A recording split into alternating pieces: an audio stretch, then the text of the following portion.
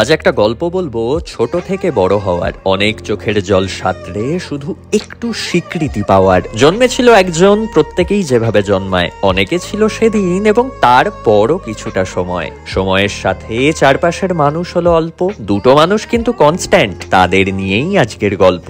ঘাড়ে চেপে জগৎ দেখা, আঁচল ছিল তার ঘর, সেই ঘর বাঁচাতেই পুড়ছিল এত কাঠখড়। হাত পেটা খেয়ে নিজেরা পড়ছিল ছেঁড়া জুতো, ছেঁড়া কাঁথায় শুয়ে স্বপ্ন দেখছিল মানুষ দুটো। ভিখারি বাপের রাজা বেটা, এই কথা উঠলো বলে আমাদের অভাব দূর হয়ে যাবে শুধু তুই মানুষ হলে।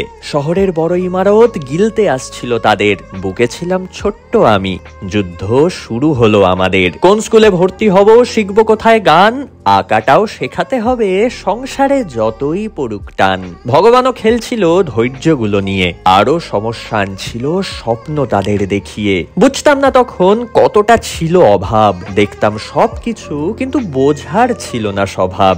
আস্তে আস্তে সময় হলো বৃদ্ধ, পেরোলো সংঘর্ষের পাহাড়, বড় হলাম আমি, অপেক্ষা ছিল যাহার। এই ছোট থেকে বড় হওয়া শেখালো আমাকে অনেক কিছু, শেখালো নিঃস্বার্থভাবে ভালোবাসতে, পথটা যতই হোক উঁচু নিচু। শিখলাম কাকে বলে দায়িত্ব, কাকে বলে মুখ বুঝে মেনে নেওয়া। শিখলাম স্যাক্রিফাইস, দেখলাম দুটো মানুষের স্বপ্নকে জলাঞ্জলি দেওয়া।